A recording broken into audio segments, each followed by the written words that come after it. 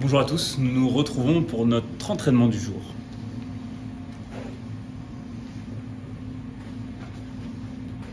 Aujourd'hui, on a un fort time à réaliser, 6 tours de 30 dumbbell snatch et de 20 push-up. Le captain sera 15 minutes, on essaiera d'aller le plus vite possible sur chaque tour. On voit les mouvements du jour avec notre maître Shaolin. Alors, sur les dumbbell snatch, vous connaissez ce mouvement, les pieds largeur d'épaule, le dumbbell entre les pieds, ça va ressembler à ça.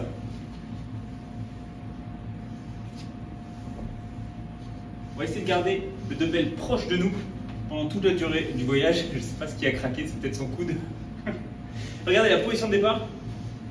La position de départ, on va essayer d'avoir les épaules au-dessus des fesses. Et regardez bien l'extension de hanche avant le tirage. Boum. Je tends bien les hanches avant d'utiliser mon bras pour rendre le mouvement léger.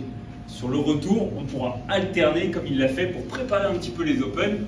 Pour le changement de bras, vous devez le faire sous les yeux. Ça ressemble à ça, on va le mettre de face. Regardez, changement au retour sous les yeux. Clac. Parfait. Ensuite, on aura 20 push-ups. Là, on va essayer de se concentrer sur des push-ups qui soient reps. Ça ressemble à ça au début et à l'arrivée. Regardez dans la position haute, c'est un tout petit peu de dos. Clac. Voilà, là, je peux poser une table Ikea. Je vais toucher la poitrine au sol complètement et je reviens bras tendu. On essaiera de rester gainé comme Yannick. Avant ça, on va faire un petit warm-up en 3 tours. Il y aura plusieurs mouvements. Le premier va vous préparer le deadlift. Et rappelez-vous, les standards des Open, ça sera les deux parties des dumbbells au sol. Donc le deadlift qu'on va réaliser sera entre les jambes et à chaque fois, les deux parties du dumbbell au sol. Sur le retour, il pousse les fesses vers l'arrière en fléchissant les genoux. Super. Ensuite, on fera 12 shoulder taps. Là, dans la position haute de push-up, on va venir toucher l'épaule opposée. En essayant de ne pas bouger le bassin ici. Et ensuite, on va faire des good morning avec la charge que vous avez à la maison. Là, on va utiliser celle-ci.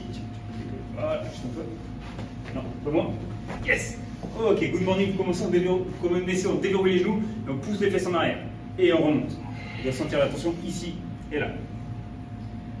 Voilà. Faut pas que j'ai une déformation au niveau du dos. Je descends, je serre les abdos et top, je remonte. Essayez de sentir la tension au niveau des fessiers. On aura 3 tours, on va attaquer le workout. Ensuite, on aura un petit after party avec un focus sur la gym aujourd'hui. En 5 sets, vous aurez 3 répétitions de négative handstand push-up. Et selon votre niveau, vous allez faire la descente en 3 ou 5 secondes. Ça ressemble à ça avec Yannick.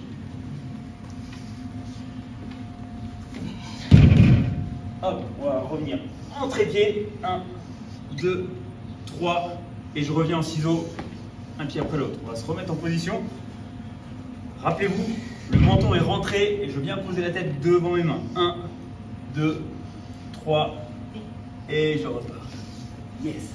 On aura 3 negative handstand push-up, 1 minute 30 de repos et on repartira. Si c'est difficile pour vous les handstand push-up, on pourra élever les pieds peut-être sur un banc ou sur le canapé. Sinon, on pourra faire des negative pike push-up. Ça ressemblera à ça.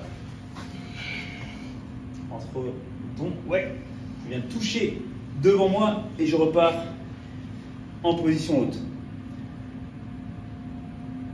Super.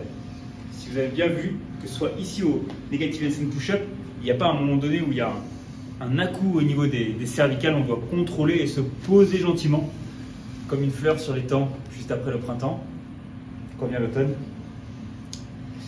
On doit se poser gentiment sans se fracasser le cou. Pourquoi c'est important? Parce que c'est ce qui va contrôler, ce qui va être permis grâce aux bons muscles de l'épaule. On vous dit à demain pour un nouvel entraînement et bonne soirée à tous.